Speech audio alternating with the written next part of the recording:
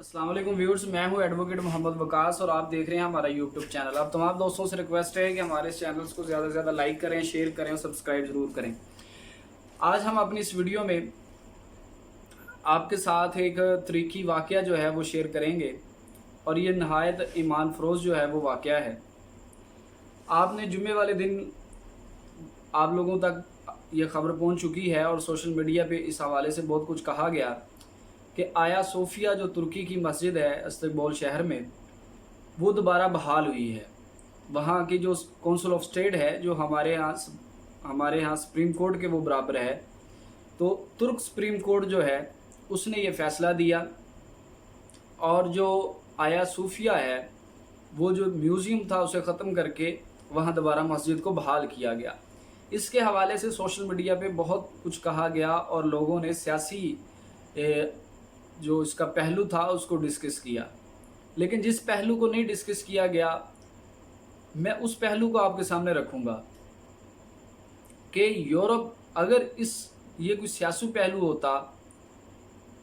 तो यूरोप इतना ज़्यादा परेशान ना होता, अमेरिका इतना ज़्यादा इस पे चीखता ना, यूरोप इस तरह ना चीखता। ये सिर्फ़ और सिर्फ सियासत नहीं है, बल्कि इसका ताल्लुक़ हमारे दीन से है, हमारे ईमान से है। और उस मस्जिद का मुसलमानों को वापस मिलना, ख़ास तौर पे तुर्क के मुसलमानों को वापस मिलना, उन लोगों को वापस मिलना तो जो कि एक हुक्मरान कौम है, ये उनको दोबारा उनके आबादोजात जो उनके फोर फादर्स हैं उनकी याद दिलाएगी कि वो कितने बहादुर लोग थे और उनके साथ उनके फोर फादर्स जो हैं उनकी जो दीन इस्लाम के साथ मोहब्बत थी, जो उल्फत थी, वो उसको याद करवाएगी। ज़्यादा मसला ये है कि मुसलमान ये इससे दोबारा अपने दीन के साथ जुड़ जाएंगे, क्योंकि तुर्की को जिस तरह से तबाह किया गया और जैसे तुर्की में दीन इस्लाम पे पाबंदियाँ लगाई गई तुर्क के ज़रिए, वो असर ख़त्म हो जाएगा। यूरोप का वो मंसूबा वो ख़त्म हो जाएगा। मुसलमान दोबारा तुर्क के जो लोग हैं वो दोबारा हुक्मरानी की तरफ चल पड़ेंगे और दोबारा वो एक अजीम इस्लामी सल्तनत का ख्वाब देखेंगे और उसको वो फैलाएंगे और दीन को दोबारा अल्लाह ताला जो है वो अरूज देगा। रसूल सल्लम ने मुसलमानों को इस सरज़मीन की फ़तह की खुशखबरी सुनाई और सहाबा ने जब रसूल सल्लम की ज़बान से इस सरज़मीन की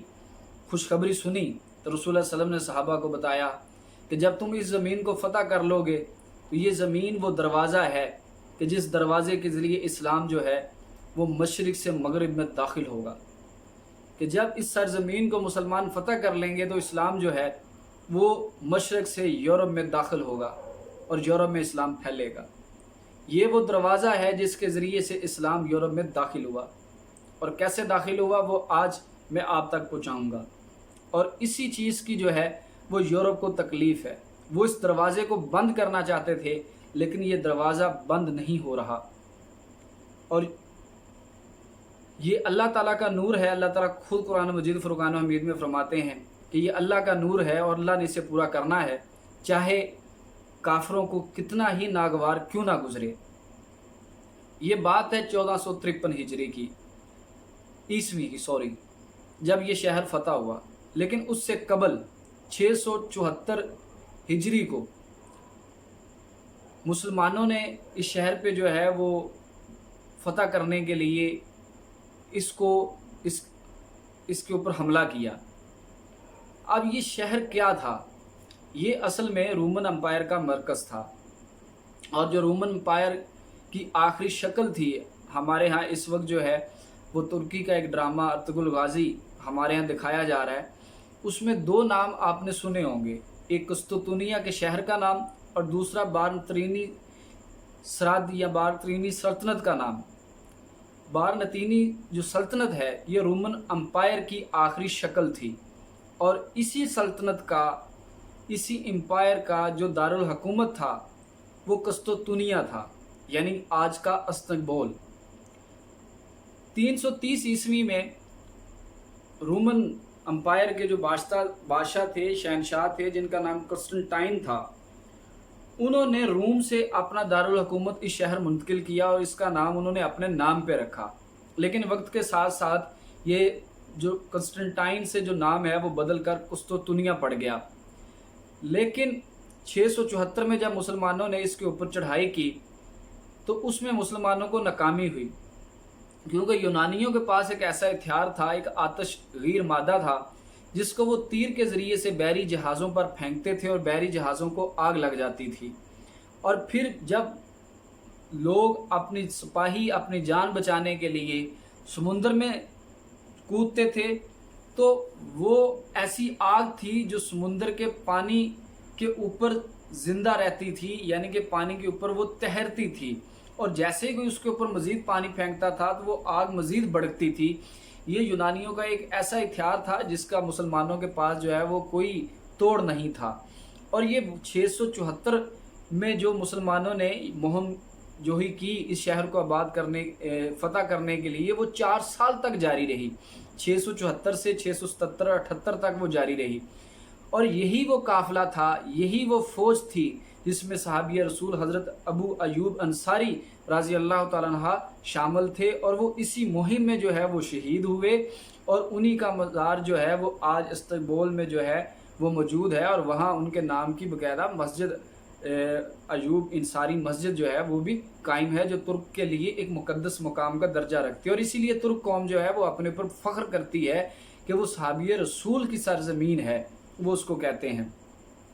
इसके बाद जो दूसरी मुहिम मुसलमानों ने की वो बनु उमैया के जो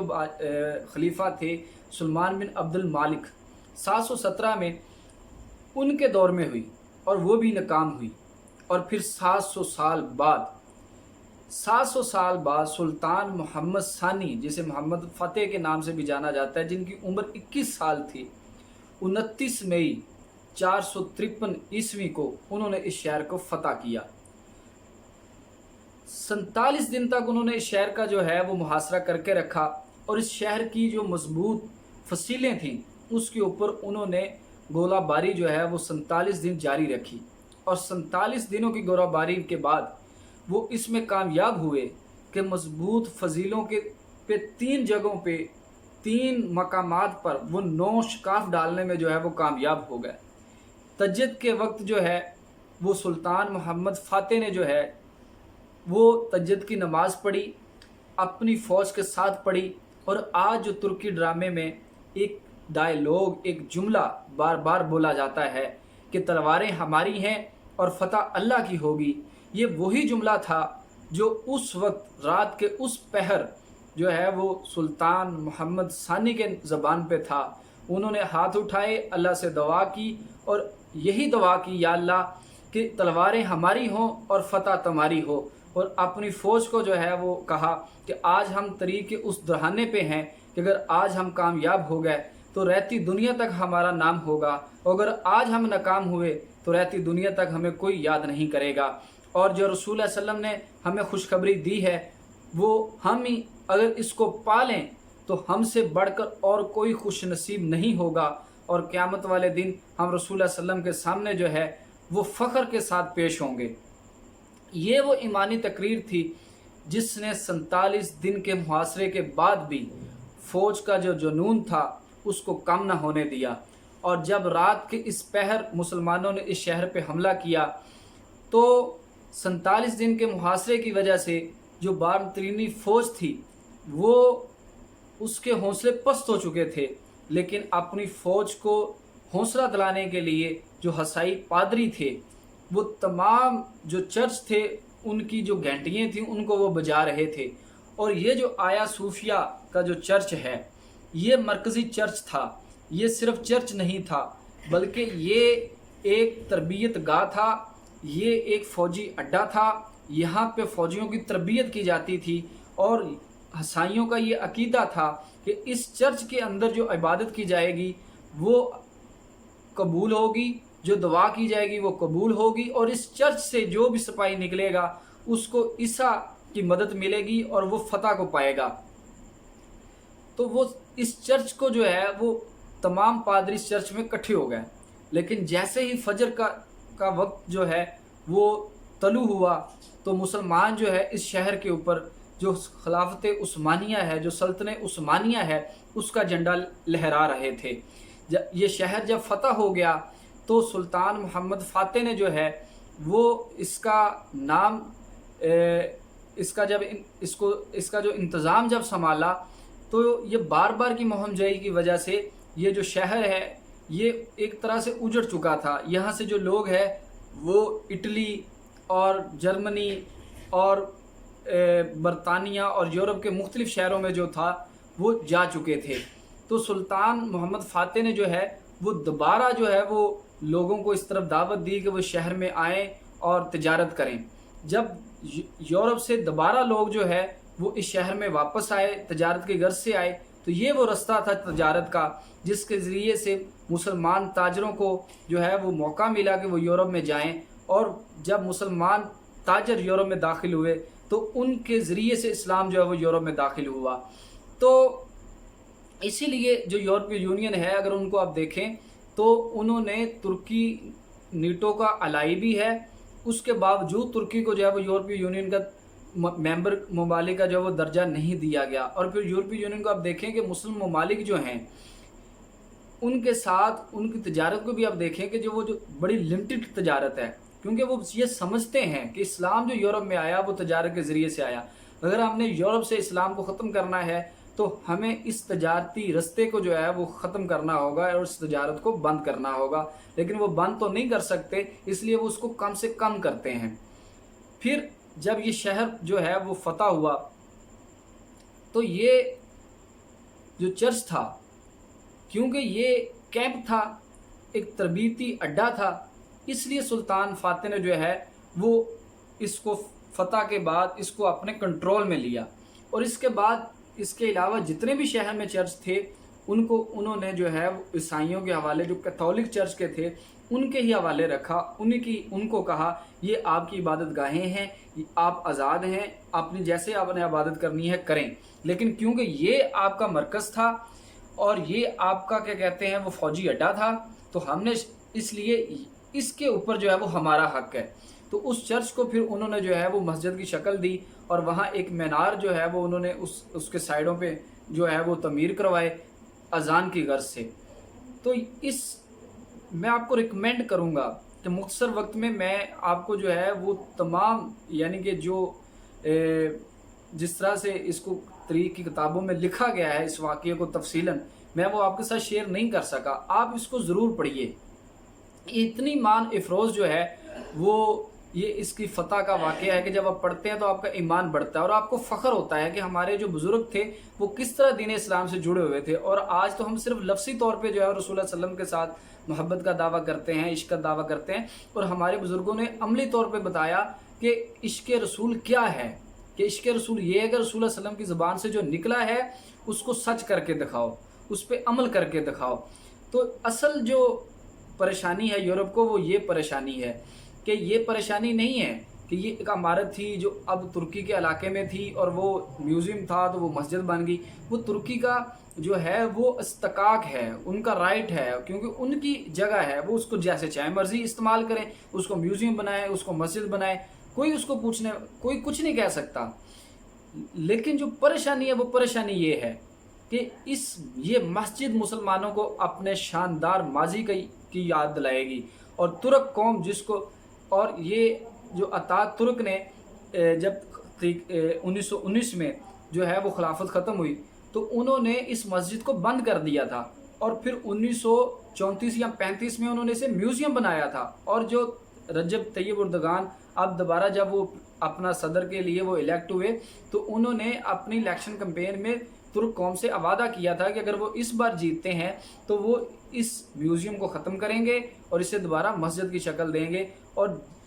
اس پہلے دن سے ان کے اوپر پریشر تھا، لیکن اس کے باوجود انہوں نے یہ کام کیا، اور یہ کام اس لیے کیا کہ وہ جانتے تھے کہ ترک قوم جو ہے وہ حکمران قوم ہے، یہ محکوم قوم نہیں ہے، اور اس کو دوبارہ حکمرانی کی طرف آنا ہے، اور اس لیے اللہ تعالیٰ سے دعا کرنی چاہیے کہ اللہ تعالیٰ جو ہے وہ دوبارہ مسلمانوں کو جو حکمرانی ہے وہ عطا کرے، اور اس کا سورج جو ہے وہ مسلمانوں کے عروج کا، چاہے وہ ترکی سے جو ہے وہ طلوع ہو یا کسی اور سرزمین سے طلوع ہو، ہمیں جو ہے وہ تمام مسلمان ممالک کے لیے جو ہے وہ خیر کی دعا کرنی چاہیے، کیونکہ یہ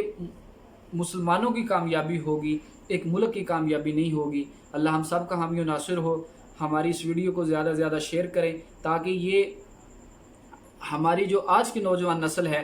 اس کو علم نہیں کہ ہمارا ماضی کتنا شاندار تھا، تو یہ نوجوان نسل جو ہماری ہے ان تک یہ پیغام پہنچے تاکہ وہ جا کے اس شہر کی جو فتح ہے اس کو پڑھیں، اس تحریک کو پڑھیں کہ 700 سال لگائے مسلمانوں نے اس شہر کو فتح کرنے کے لیے۔ آخر کیا تھا، کیوں 700 سال ایک سرزمین کو فتح کرنے کے لیے مسلمانوں نے صرف کیے؟ اللہ تعالیٰ جو ہے وہ ہم سب کے حامی و ناصر ہو۔ ایک بار پھر آپ سے ریکویسٹ ہے ہماری اس ویڈیو کو زیادہ سے زیادہ لائک کریں، شیئر کریں، ہمارے چینل کو سبسکرائب کریں۔ نیکسٹ ویڈیو تک کے لیے ہمیں اجازت دیجیے۔ اللہ حافظ۔